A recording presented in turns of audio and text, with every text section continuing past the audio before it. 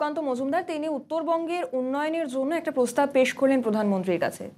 তিনি এমনটাও জানালেন যে রাজ্য সরকারে তিনি সহযোগিতা পাবেন, এমনটা মনেও করেছেন তিনি। কিন্তু আমরা দেখলাম তৃণমূল কংগ্রেস তার বিরোধিতা করছে। কেন? এটা খুব দুর্ভাগ্যের যে আমাদের বাংলা ভাগ করার যে চক্রান্ত সেটা আগে গোপন ছিল, এখন সরাসরিভাবেই সেটা করছে বিজেপি দল। উত্তরবঙ্গ বারংবার কেন বঞ্চিত হবে, কেন বঞ্চিত হবে দার্জিলিং, কার্শিয়াং, বিভিন্ন যে সমস্ত সেখানকার জায়গাগুলো রয়েছে, কেন বঞ্চিত হবে? এটা তো সত্যি যে উত্তরবঙ্গের বন্যা পরিস্থিতির জন্য, উন্নয়নের জন্য টাকা দেওয়াটা উচিত ছিল, সেটাকে যারা সঠিক হয়েছে বলে মনে করছেন তারা আর যাই হোক বাংলার ভালো চান না। মমতা বন্দ্যোপাধ্যায় তো ইন্ডিয়া জোটের অন্যতম মুখ। 21-এর মঞ্চে কংগ্রেসের নামও শুনলাম না মমতা বন্দ্যোপাধ্যায়ের মুখে। সেখানে রাহুল গান্ধী বা সোনিয়া গান্ধীকে আমরা দেখলাম না, আমরা অখিলেশ যাদবকে দেখলাম। মমতা বন্দ্যোপাধ্যায় বলেছিলেন সারা ভারতবর্ষে যেখানে যে দল বিজেপি বিরোধীর প্রধান জায়গায় আছে সেই দলই প্রতিদ্বন্দ্বিতা করবে। এখানে তৃণমূল কংগ্রেস সব থেকে বেশি আসন পেয়েছে, আপনারা দেখেছেন। এবং ওনার সঙ্গে উনি অখিলেশ যাদবকে কেন নিমন্ত্রণ করেছেন, সেখানে তো কংগ্রেসের বিরোধিতা করা যায় না। একবারও কিন্তু রাহুল গান্ধীর নাম মুখে শোনা যায়নি।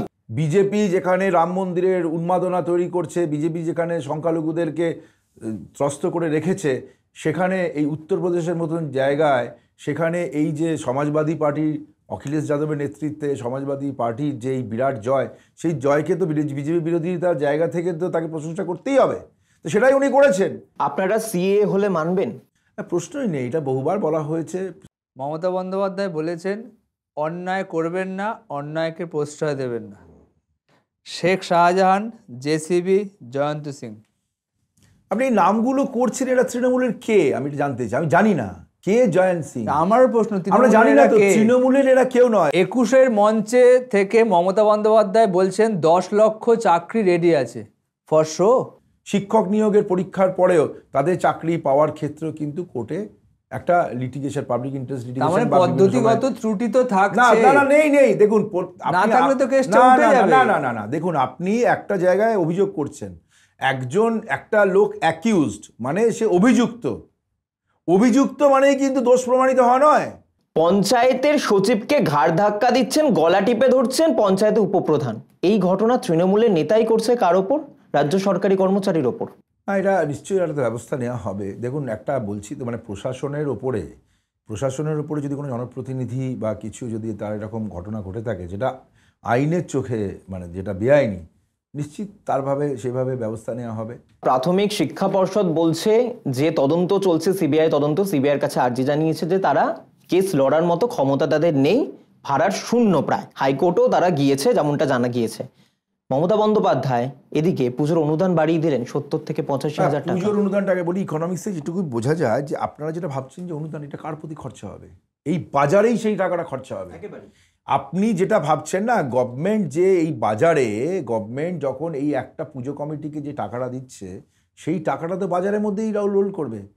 সেটা তার প্যান্ডেল তৈরি করছেন যিনি, সেটা তার লাইট লাগাচ্ছেন যিনি, সেটা তার মৃৎশিল্পী থেকে আরম্ভ করে এই টাকাটা তো বাজারের মধ্যেই সার্কুলেট করবে।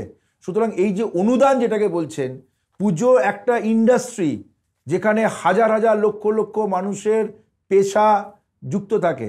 এর সাথেও তো বাজার মূল্যটা তো নাবিশ্বাস। বাজার মূল্য নাবিশ্বাসটার কারণটা তো হচ্ছে যে পশ্চিমবঙ্গে বেশি।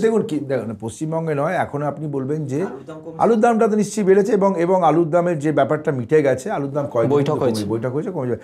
শুনুন, বাংলাতে, আমি সারা ভারতবর্ষে বাংলায় যেভাবে নিম্নবিত্ত এবং মধ্যবিত্তরা যেভাবে বসবাস স্থাপন করতে পারে, বাঁচতে পারে, সেটা সারা ভারতবর্ষ জুড়ে খুব কম জায়গাতেই সেটা আছে।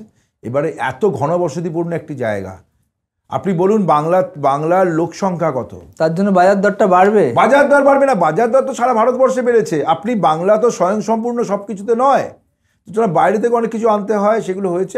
মুখ্যমন্ত্রী ধমক দিচ্ছে নবান্ন থেকে বসে, কেন বাজার দর বাড়ছে, কি পয়েন্ট দেওয়া সেগুলো কমাতে বলছে, তারপরও দাম কমছে না। আপনি যেগুলো বলছেন মুখ্যমন্ত্রী জানে না কমবে। দেখুন, একটা কথা হচ্ছে যে দামটা নিয়ন্ত্রণ করে বাজার, অর্থনীতি, বাজার অর্থনীতি। আগে কি দেখতে পেয়েছেন যে সাধারণ মানুষের কাছে যে সরকারি দপ্তরের মানুষরা তারা যাচ্ছে বাজারগুলোতে, তাদের লিস্ট করছে, বাজারে গিয়ে যাচ্ছে, এগুলো তো আগে দেখতে পাননি। 2011 আগে আপনারা দেখেছেন যে জিনিসের দাম বেড়ে গেছে বলে মন্ত্রী একটা বক্তব্য দিয়ে ছেড়ে দিল। পুজোতে সন্তোষ মিত্র স্কোয়ারের উপরে কোপ কেন? দেখুন, আচ্ছা একটা কথা বলুন, ভিড় নিয়ন্ত্রণ করে কে? শ্রীভূমি। না না, আমি শ্রীভূমি, আপনি দুটোকে মাথায় রেখে উত্তরটা দিলেন। আমি বলছি ভিড় নিয়ন্ত্রণ যদি পুলিশ করে থাকে তাহলে পুলিশের সম্পূর্ণ অধিকার আছে যে সেটাকে আপনার কোন জায়গায় যেতে পারে, প্রিভেন্টিভ মেজার্স। কিন্তু সন্তোষ মিত্র স্কোয়ারে যদি কোনো কারণে পুলিশের কোনো যদি জানতে চান, পুলিশের একটা পারমিশন নেওয়ার ক্ষেত্রে পুলিশ যদি তাকে সব পুজোতেই পারমিশন লাগে দাদা। না, সব পুজোতে পারমিশন লাগলে সন্তোষ বড় মিত্র স্কোয়ারে, পুজোগুলোতে সবগুলোতে আরে এটা তো permission পুলিশের, লাগে। এটা তো তার পুলিশের team কাজ। লাগে। ভরা ময়দানের মাঠে মমতা বন্দ্যোপাধ্যায়কে সিংহভাগ তার বক্তব্যে উঠে এলো তার দলের নেতাদেরকেই শাসন করলেন, বিরোধীদের কথা মুখেও আনলেন না। বিরোধীদের যেমনটা বক্তব্য, ঘরেও তো শাসন করা যেত, খোলা মাঠে কেন? দেখুন, মানে বিরোধী বলতে কারা, বিরোধী খুব একটা কেউ আছে আমি জানি না কারা, সিপিএম বা এটা তো মহাশূন্য এখন অবস্থান করছেন, আদৌ ফিরবেন কিনা।